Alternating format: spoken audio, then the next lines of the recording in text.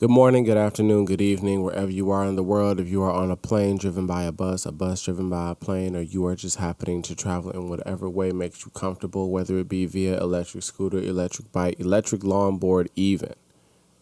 I hope you come to enjoy this podcast. Welcome back again for another episode of Not Another Male Podcast. And today we're going to be talking about casual encounters. So if we're going to be talking about what a casual encounter is, we're referring to it more in the sense of basically how people get to know each other. And we're talking about the ways that people get to know each other. It can be done in a myriad of ways. Like you can meet somebody with the chance of becoming friends. You can meet somebody with the chance of becoming a sexual partner. You can meet somebody with the chance of becoming a romantic partner. The meanings are always there. But basically how these interactions come to be where people create a relationship or a bond with another person. So we're talking about casual encounters, or we can just even call them social encounters. They can happen in any situation. There's not just specific places where you can just have casual encounters with people. You can have them anywhere, right? It can be at bars. It can be at clubs.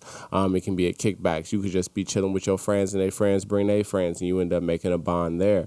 Meetups can happen in random stores. They can happen online. They can happen in dating apps. They can literally happen anywhere. You can meet people in a variety of ways, and then what makes the decision on how that relationship progresses is based on the communication between both parties and how consistent it is, or what y'all decide to do with the communication that y'all do have.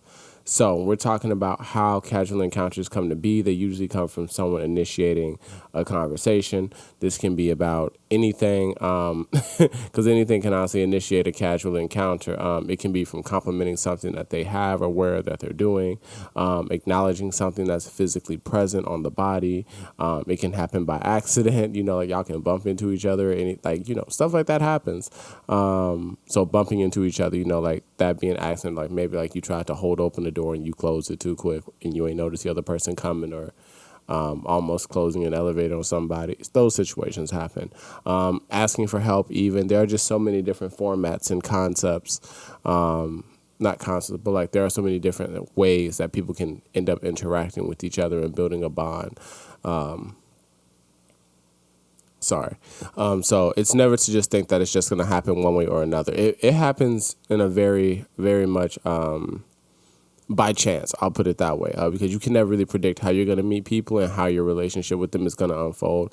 It just happens based on the environment where you're at, where they're at, what the situation is, the time, the emotional space. Like there are so many factors that can go into how you end up meeting somebody and where that bond ends up going in life. So when we're talking about having casual encounters with people, I think we need to address some of the things. One of the things that I know tends to be a real pet peeve of people is that they say that they hate small talk. And I just really want people to know that like small talk is completely okay. And I really think that we need to take the negative idea out of small talk and understand that when you are meeting someone new or someone new is meeting you, that does not mean that people are immediately ready to just talk and chat everything up. Small talk is very much just like icebreakers. And I mean, if you've worked at, any kind of like organization or company, you'll notice that like sometimes you will have leadership come in and do things like icebreakers, things that just help people get familiar and get to know each other better. So that's basically what small talk is. It's just icebreakers. It's just finding out things, finding out what you want to talk about, what you're interested in, what common points do y'all have to actually go over with one another. Because if y'all don't really have nothing to talk about, it's really hard to develop a more deep internal conversation where y'all get to flesh out a lot more ideas and thoughts about things, because y'all don't know what it is that y'all even like about each other. So small talk is okay. So if it's asking questions about the weather, why you're at the party, how old are you, what kind of things you into, like that's okay. Like, you have to start somewhere with getting to know somebody. Like you just can't walk in and be like, all right, you, me, all right, we both like this thing, all right, we are best friends, cool. Like, those encounters definitely do happen with people, don't get me wrong, but it just makes sense that if you don't know somebody, you have to build into it. You have to build rapport with people. So we shouldn't have such a negative look on small talk. If anything, it should be encouraged to take more ease with small talk, because the more that you get to know somebody, you both get to make decisions in those encounters if it's something that's really worth maintaining or not. I also do want to talk about the access to communication with online apps. It makes casual encounters so much easier to be continuously built upon, just because when we're thinking about how people get to meet each other and how it has changed from decade to decade to decade, right? You know, like there was a point in time where if you met somebody and you found a good interest in them, you wanted to talk to them or like deal with them again, you would have to like hope that y'all meet up at the same place that y'all met up at, right? Like y'all just happen to be there at the same time, or y'all even remember what y'all look like, right? And you know, with the future and the way that we have things now where we have social media apps, I think that just makes things so much easier. I personally feel like it's not as much of a hassle to give someone your social media as much as it is to give them your phone number. While they really aren't that different, in the case of how I look at it when I'm the one that's sharing my information, I understand that, like, you know, some people do take giving out their phone numbers as a much more personal means, and that's something that they reserve for people that they have trust with, versus an extension of social media, which is where you can just show what you decide to show. So it is a lot more commonplace where if people encounter one another and they feel like they hit it off and they have a nice conversation, that they will ask for things like your Instagram or your Facebook or your Twitter. My rule of thumb is always to just stick to Instagram, because I would just prefer the pictures of me are seen and not anything extensive. I feel like I'm a lot more personable on my Facebook and my Twitter, so I prefer to keep things via where it's a lot more simple to see the presentation of me and what I do. So that would be Instagram and even Snapchat, you know. So I try to keep it that simple. Everyone doesn't have to. It's really what works for you. But the ability to use social media apps as a means of maintaining a consistent communication with someone new that you found interest in has become so much easier than just, you know, having like a phone number, right? Because when you think about it, you know, like phone numbers change, and it's a lot harder to get back in contact with people when phone numbers change. While social media can change and you can get your account hacked and you can have to make a new account, which completely makes sense. It's your chance of losing that connection is much smaller when you're using a social media app versus when you're using a phone number. You know, it just makes it a lot easier to just keep up with those different bonds. But if we're going to continue just pushing forward with these kind of things, I think it's just important that we also know how to initiate casual encounters, because I feel like we always talk about how people end up meeting people, how conversations get hit off, and what the expectations are for what men should do and what women should do. But I really do feel like when it comes to making an encounter with somebody, anybody can be in the driver's seat to initiate an encounter. It just really depends on if, one, that's something that you want to do, and if, two, if you actually want to know how to do it. So if you want to know how to initiate conversations with people that you're interested in, whether you're shy or you're extroverted, or you just feel like you don't have the right words, these are just some guidelines to just help you. So if you want to practice initiating an encounter, and these are some things that I especially try to encourage men to do, is acknowledge something that the person has worked really hard on or something that stands out about them. We can try to make it seem like we don't dress for the attention of people when we go out, but we very much do. Like, do we necessarily do it for the sake of always wanting an approval when we go out? No, but hearing compliments are very nice. And we always try to dress in ways that very much reflect who we are, and our personality and the things that we have and what makes us who we are. Like a big example for me is that, like, I always try to wear, when it's hot outside, I'm very much into wearing slacks and V-necks, just because that style of dressing, very casual, is very much what I like to do, because I feel like it reflects my personality and my character. I like to be neat. I like to be clean. I like to be present. And I like to be essentially just a little bit, you know, different from how I often see people my age dress. It doesn't mean that there aren't people who don't dress like me in my age. I know that they do.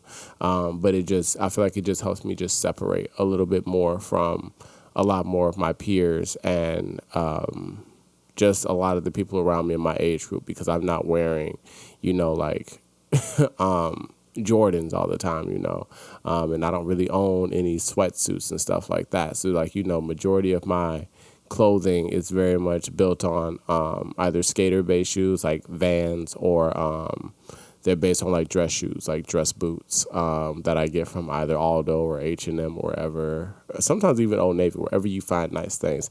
But it's very much about what makes you you, and then people begin to notice those things and point out those things. And that's something that I know that like I really get like a lot of compliments on, is particularly the clothes that I wear and how I dress. So when you're looking at someone else, look at something like, if you see something on their outfit that you think, man, they really tried that, whether it be if they have like a particular hair wrap, or if they have a particular kind of cap that they wore and you really like the hat, compliment the hat. If you like a top that they wear, compliment the top. If you like the pants, compliment the pants. If you like the shoes, compliment the shoes. Like, people dress up to look nice or look what makes them comfortable, and people love compliments. So I really don't see the harm in giving people compliments. I think you should very much do that. Let them know that they are seen. Another thing that's important is letting the person know they can disengage from the conversation. I think people try to start conversations and push conversations and not really be able to gauge if the other person even wants to have it or not. I will definitely say I've had my share of having conversations and recognizing that clearly this person does not want to keep talking to me. So I try to really do my best when I'm starting a conversation with someone to just let them know that it's like, you don't have to continue this conversation if you don't want to continue. Please let me know if you don't want to keep talking to me, and we can move it along. I'm not trying to waste nobody's time. Not theirs, not my own. So I'm trying to let you know you have the autonomy to step away whenever you want to. There is no need for you to continue having a conversation with me, and it's not going to upset me. Like, just... everyone has a social battery and they have a limit. You can't push people past the limit that they have. So I think it's important that we give people grace and let them know that they don't have to continue talking to us. That also just creates a safer social environment for both parties. Because you really don't know what people can do and what people might do if you reject their advances. So I think just being the person who wants to initiate, I think it's really good on your part just to let people know it's okay for us to stop talking if you're not interested. That way they can continue moving on about their day, and it doesn't have to be a worry. Another thing is just asking them about their interests or hobbies. This is a big part where I would say, like, if you really want to start trying to gas somebody up, this is where you start doing it. You either are picking something that they worked hard on, or you talk about the things that they really are interested in or that they are good at, and you gas them up. You make them feel like they are the most talented, amazing person ever. No matter what they do, no matter what their job is, let them know and make them feel good about it. Like, show people that you really take an interest in the things that they do, because, the things that we are passionate about, we do like to hear positive feedback, or like, see impressions of curiosity or excitement, to just know that there are people that very much take an interest in the things that we do. So if you really want to, get a good conversation going with somebody, ask them about the things that they do and the things that they like to do, and try to find some common ground with that. That'll definitely be very helpful. Another thing too is talk about yourself.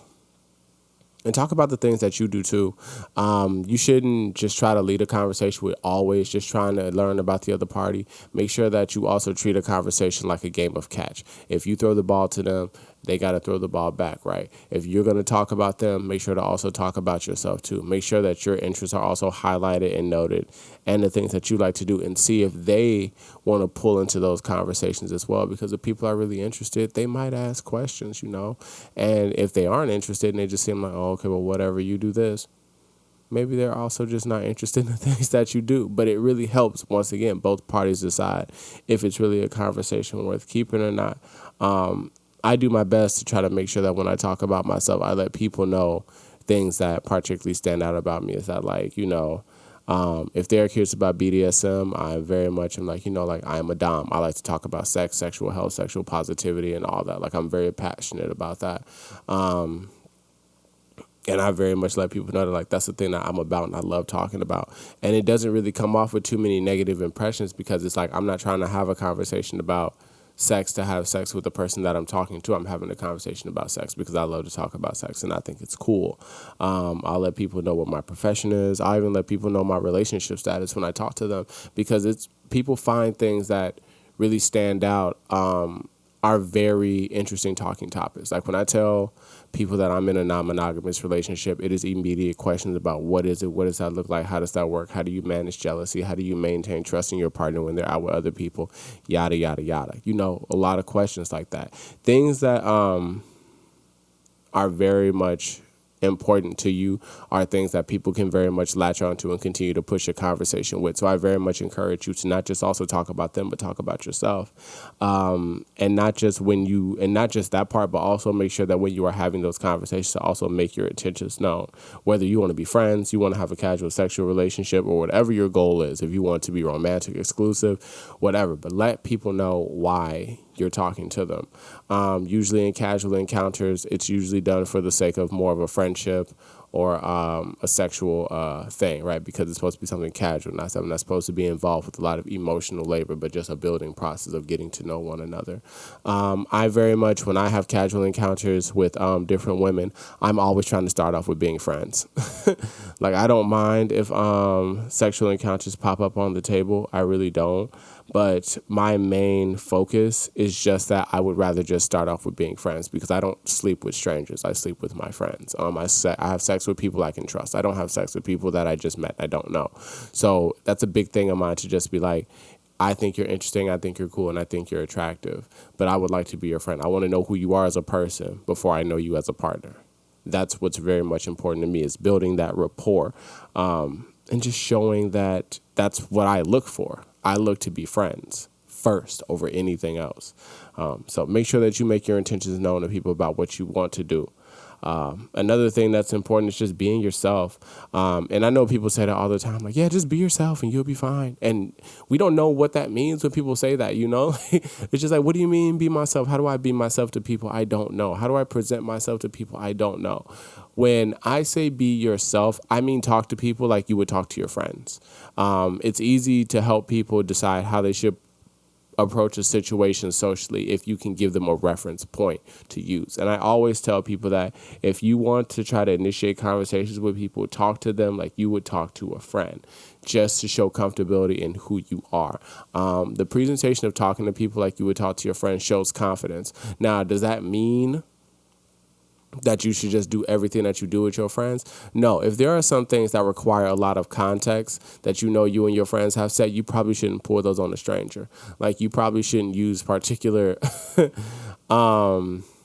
insults or corny references if that's not something that you know that other person is going to be into. This is someone that you do not know. So you just try to have a conversation with them about the base things that you would talk to your friends about. You know, like, just show comfortability in who you are by just talking to them like you would talk to a friend. You know, the more interested you look, the more that the other party is also going to feel like, you know, what they're saying to you actually matters. And this is not just a one-off interaction that's like all other 100s of, why are you here? What you trying to do tonight? I'm trying to do this with you, yada, yada, yada. Like, really try to, like, humanize with people. I be telling people, like, humanizing with somebody will get you a much stronger bond than nothing. Or just trying to be like, I just want to fucking dip. You can be like that. You know, like, that's not a problem. I'm not saying that you can't be like that. But I just really feel like you build a more wholesome relationship with people when you try to get to know them as a person versus just keeping it very surface level, because the kind of things that you saying at the surface are the things that get said all the time. What sets you apart from everybody else? Who you are as a person. What makes you unique from everybody else in the club is being who you are. What makes you you, you know? That can even include honesty. Like, there's nothing wrong with saying, oh, yeah, you know, I was a bit shy before I decided to come over and talk to you. I didn't know what to say to you. Like, I've definitely have said that before in social interactions I've had. I've told women that, like, I've been really shy to say something to you because you're just so beautiful, and I don't know if I could use the right words to keep your attention, you know? And, you know, it's flattery. It's flattery, but it's honesty at the same time, because it's just like, I want to have a conversation with you, but I'm also shy. And if you're not really fucking with it and you don't want to have a conversation with me because I'm feeling a little bit shy, okay, that's cool. We can end this conversation right here, and no worries. But, you know, you don't have to really feel like you fucked up anything, because you are just coming to present it as yourself. There's no perfect way to have an interaction, and I really think we need to get through that. Like, there's no perfect way to have a conversation that's always going to guarantee you to catch somebody's interest. Every conversation is trial and error. What might work for one person isn't going to work for someone else. You definitely can't judge people by their appearances, because you'd be surprised on the kind of things that you would see from people and how they're differently dressed and their aesthetics, that they can be into a lot of different specific things. Like, I've met people who dress in a way that looks 10 times above my tax bracket, and we literally have the same profession. I've sat there and I've met women at the club who very much are dipped down and, 10K type diamonds and shit like that, who are very much taking an interest in me as well. And I don't have nothing even close to that. Like, I'm wearing a yellow gold chain, and this chain is only like $170. But the way that is presented very much keeps the eye and keeps the attention, because we ended up realizing that there are things that we share in common and that we have interest in with each other. So it's very big on just realizing that, whatever happens, happens, but do your best to try to be yourself with it, and don't try to be perfect with it, because there's no perfect way. Every person is your own new challenge, and you have to figure out how to navigate it when you do. And very much the biggest thing, because I know a lot of people struggle with rejection, and it's hard, but you have to get comfortable with that. If you want to make new connections with people, you have to accept the fact that everybody ain't really going to try to fuck with you like that, and that's okay. Yes, does it feel embarrassing to get shut down by people? Yes, of course. Does it take a blow to your self-esteem when you really want to initiate a conversation with someone you're interested in and they're not going? Of course it does. I mean, that's just human to feel, and there's nothing wrong with that. But just because it happens that way, it does not mean that that is the end all be all. That's not the end of your world. You are always going to make more connections with other people and build more communities with other people. I always try to look at rejection as like a green flag in any social situation, because I want to be cool with people who are cool with me. I want to fuck with people who share interest in things that I share interest in and want to have fun in the ways that I want to have fun. People who I can enjoy my time around, basically. And if this person doesn't feel like I'm someone that they can enjoy their time around, then I probably couldn't enjoy my time around them either. I really appreciate the transparency to be like, you not interested. Like, definitely thank you for letting me know that you don't take interest in me, because that means that we wouldn't get along to begin with, and that's okay. We got to break that narrative of, you got to give people a chance. You got to try. You never know. Like, yes, you do never know what's going to happen with people. Yes, people are very much unpredictable, but if you're not interested in something like that, you don't have to give me a chance for anything. If I don't catch your eye and I don't spark your attention to have conversation, then by all means, please keep it moving. No feelings lost, no anger, no meanness against you, and nothing like that. Like, have your night, continue to have your fun. Please just take these compliments, and I'm going to keep it moving and have no worries. And if you don't want the compliments, that's also okay. I'll rescind them and I'll apologize and let you keep going. There is no need to let an ego get in the way of what's supposed to be a fun night. Make your attempts, and if they fail, they fail, and that's okay. I definitely, sorry, I had a message pop up on my phone and they need to get out the way. If you really want to think about what kind of things you can do yourself personally, to just make yourself more interesting when you are initiating a conversation, I definitely would encourage that you find something you're passionate about and find a way to have it represented in your presentation. For example, with my whole thing, and I know I say this in my podcast, but I am very big into BDSM. And because I'm big into BDSM, one of the things that I like to wear that I feel like I don't see anyone do, so it makes me stand out, is wearing my handcuffs. I love wearing my handcuffs on my pants because, one, it's a good conversation topic. Two, nobody ever sees it, so it's unorthodox. And three, it's a part of what makes me who I am.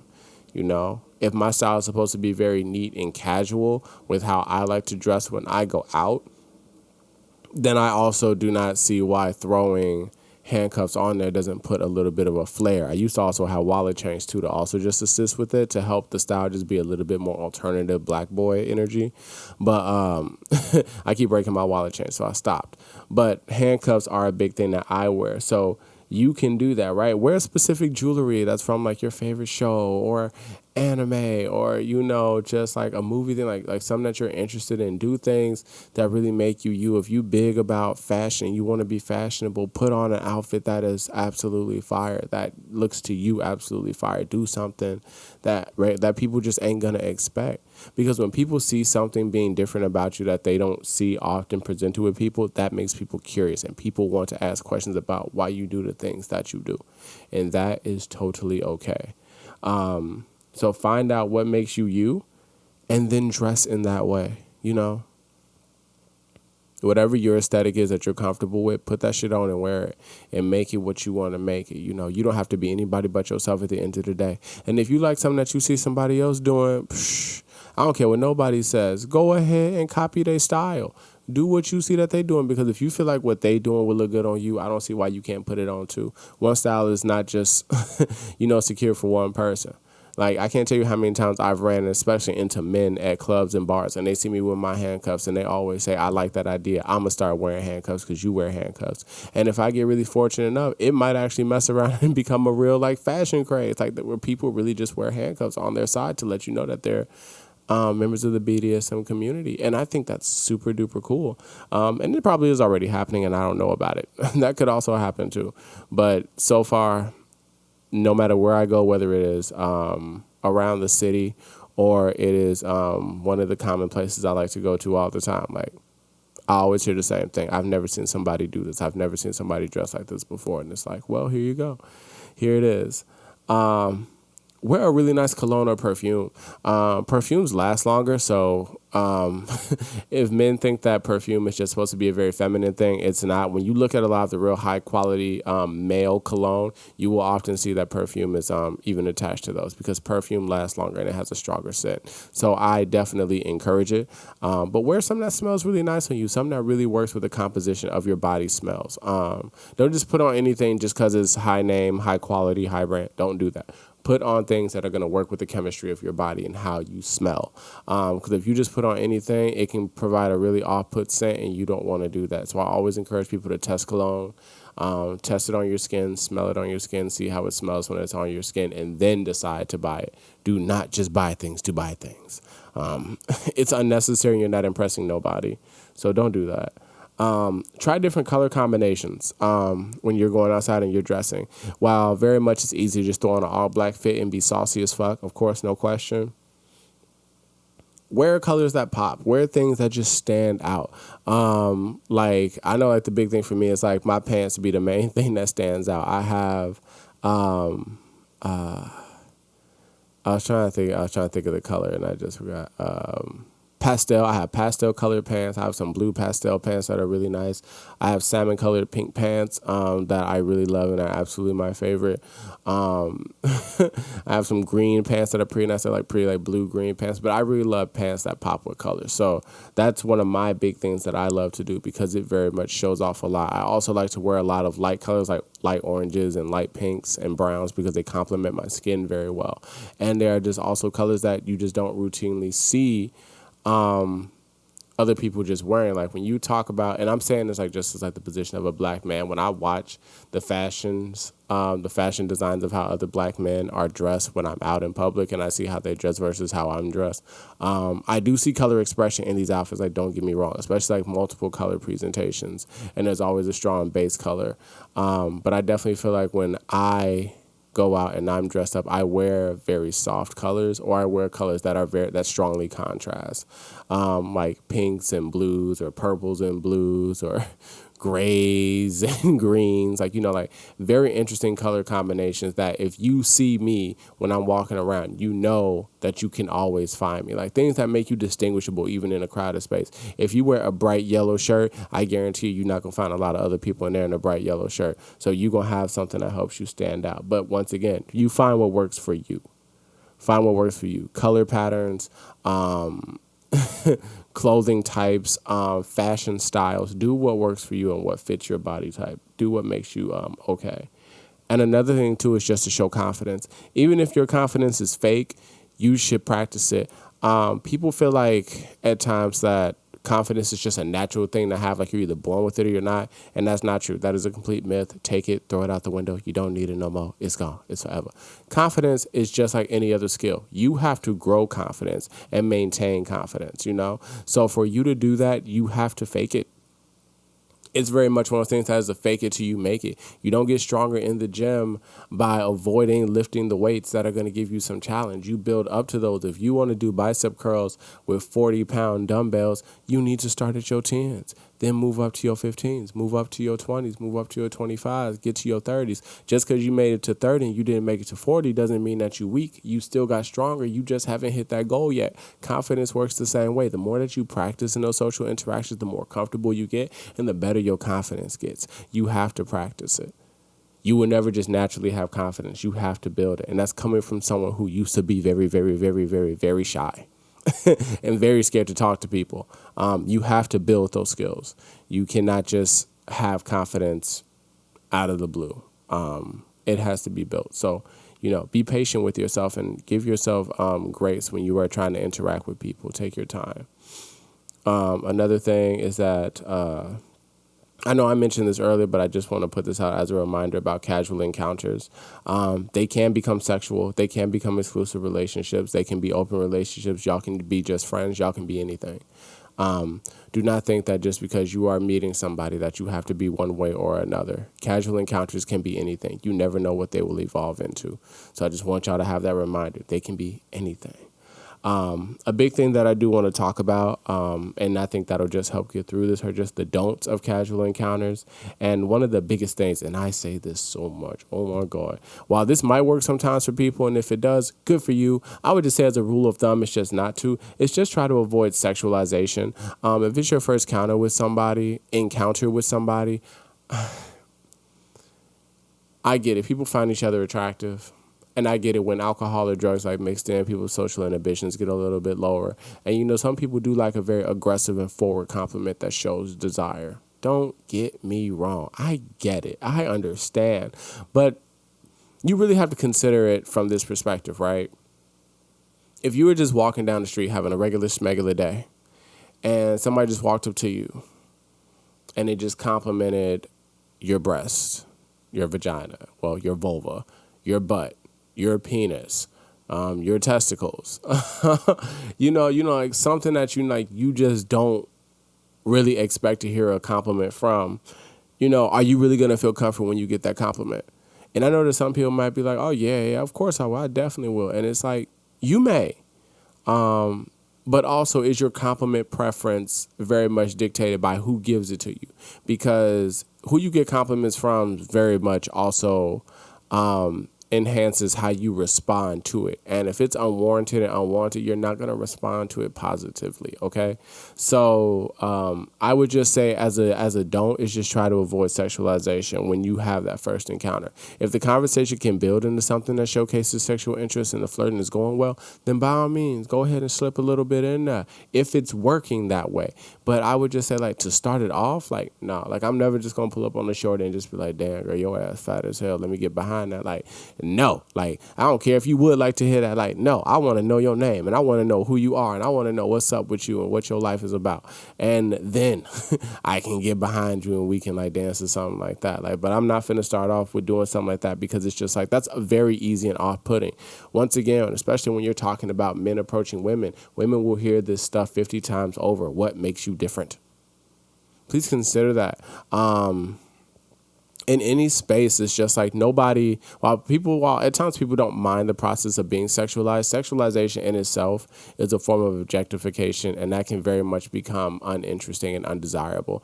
So it's just like, while it can work, and I really want to stress that, like, while it can work, I would just use it as a rule of thumb is that you don't use that kind of language until you know that the social environment is set up to go that way.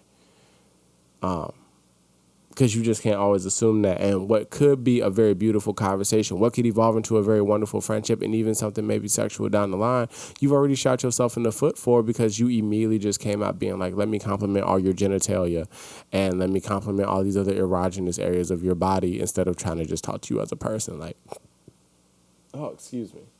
But things come in time. So please take your time and do not start off like that. Another thing is just respecting personal space. Um, just because you might be talking to somebody and they might seem interested does not mean that you can start occupying a lot of their space. That does not mean that you need to step closer. That does not mean that you need to be initiating hugs or initiating kisses or nothing like that. Ask before you do anything. If you want to step closer to somebody, ask them, is it okay for you to step closer? If you want to dance with somebody, ask them if it's okay to dance with them.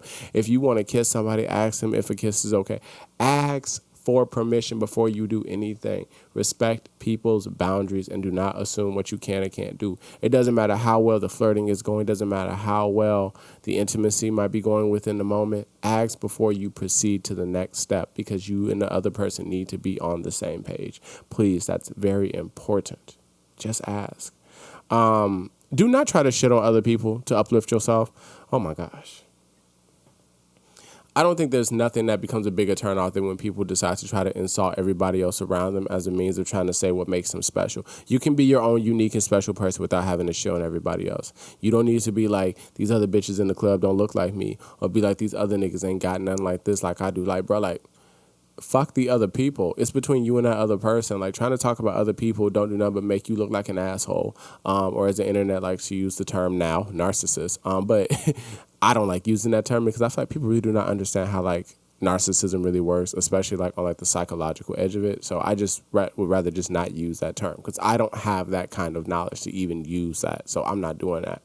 But you just look like an asshole when you decide to downplay other people to make yourself look better. It makes you like, okay, well, maybe everybody doesn't consider this. But to me, that makes a person look really insecure because it's just like, why does the confidence of yourself have to be based around looking or being better than anybody else? I never, and you know, this is very ethnocentric of me, but it's like, I don't go outside and dress my best for success, just to think that I'm finna look better than every other motherfucker I see around me. Not happening. Not gonna happen. Because what aesthetic I might have is gonna work for some people and it ain't gonna work for other people. Some people like a clean cut nigga that dress like he's a middle class suburban kid with some handcuffs on him. Like, you know, some people like that, you know, and some people like the impression of what street culture looks like. Some people like the you know, the what do they be wearing, like the ripped jean jacket with the ripped jeans and the white Jordans and you know, the t-shirts that always have like those particular designs on them because there's just so many. But you know, like a different type of aesthetic works for different people. So you shouldn't use what you have as a way to show people that you are different by shitting on them. I just don't support that. Overt flexing. I get it. You want to present your best self and you want to be your best self, but do understand too that like you flexing too much makes yourself look like a target. I will never go around anywhere telling people what's in my bank account. I will never go around anywhere telling people how much my jewelry costs. I will never go around trying to show off my car and what I got. Like I ain't got to do all that because it's like if I like you, you gonna see these things anyway. So I'm not really tripping about it. But it's just like if this your first meet up with this person, what people got to start understanding is like you sit there and you talk too much. That's how you get robbed. Like, you don't know who you are talking to when you are meeting somebody who's brand new. You don't know what kind of stuff they get into. And that is the quickest way to get yourself set up and robbed. Like, do not go around bragging about all that. And unless you want to give up all that stuff in the moment when you get pressed for it, you should probably just be a lot more cautious about your words. If you know that you got it, you got it. You don't have to scream it to the whole world for that validation. If you got it, you got it. Okay? Don't do that. This is going to be really quick, but don't smell bad. Take a shower, be clean, put on some nice cologne, put on some nice deodorant. Don't be going around smelling like hot ass. That's just not happening. Please do not be out here with bogus hands and bogus feet. I get it. We don't always have the time to go get the manicures and pedicure deluxes and, you know, be the most super, you know, clean with our presentation when we go in places. But it's like you can clip your nails and you can file them and you can get them nice. Like you can at least do that and keep your hands and feet moisturized. Like you definitely should have great presentation. Everybody, this is not just a men and women thing. Everybody likes a nice presentation of a person's body. If you're going to keep your skin together, you should keep your nails and your feet together too. Like, please do. Another thing too is don't try to continue the conversation with the other party if it's ended or the other person shows disinterest. Like, do not keep bugging somebody if they're not trying to get at you. I'm sorry. If they're not showing any kind of interest or nothing like that. Like, please do not try to keep applying or pushing pressure or just keep asking questions. Like, that is the most annoying and most harassing thing that you can do. Do not do anything like that. Please don't. That's not going to help your case in any means or any form whatsoever. You're going to do nothing but just one, to put some pressure where you probably don't want any pressure given, especially if that person has other people there. Like, you might be putting yourself in a dangerous situation. You got to learn how to leave people alone. That's very important. If people are not interested, they're not interested. Leave it be. Move on. Keep it going. I ain't never sat there and took it upon myself to continue talking to a woman when she showed that she's not interested or she wants to move it along. Like, I let her go and she gone. And that's it. I try to go talk to somebody else. I'm not wasting my time. Trying to achieve something that ain't gonna be achieved. And I mean, I know some people have to talk about that whole thing of like how men are supposed to chase and women are supposed to enjoy the thrill of the chase. I don't chase. I will never chase. You ain't never catching me chase. I don't even chase for Chase Bank. Like, that's how much chasing I don't do. It ain't happening. So a lot of that stuff, absolute nonsense. We don't do that. So I would just say if they're not really trying to give you back what you're trying to give out, you got to leave it be. So if we're going to be talking about casual encounters in any format, I would just say, like, be careful about them and just try to take your time with people. Have grace with people. Have grace with yourself. The more that you try to humanize with somebody, the better that it's going to be for your outcome and theirs as well. So if you are somebody that is seeking to have more casual relationships with people, whether they be friendships or whether they be sexual, make sure that you try to just take some notes from this episode and just see what it is that you can do. I would definitely say that there is no rush into the situation, but definitely make it a thing upon yourself that if you would like to build more communities, have more friends, have more excitement, that you take it upon yourself to really have conversations with people and let people be okay with the things that they do. This episode, it doesn't seem like it really lasted that long, but that's okay. I don't think every episode needs to be a complete hour. I do think that sometimes the points just need to be stated and they need to move along. So we'll be back next week, hopefully on a Saturday again. I know I missed a Saturday. It was a very busy one, so I had to push it to Sunday. But I want you all to take care. Have a wonderful day. I love you all, and I thank you all for tuning in and listening. So you all take care. Have a wonderful day, a wonderful night, a wonderful evening, a wonderful everything. And be good. Take care.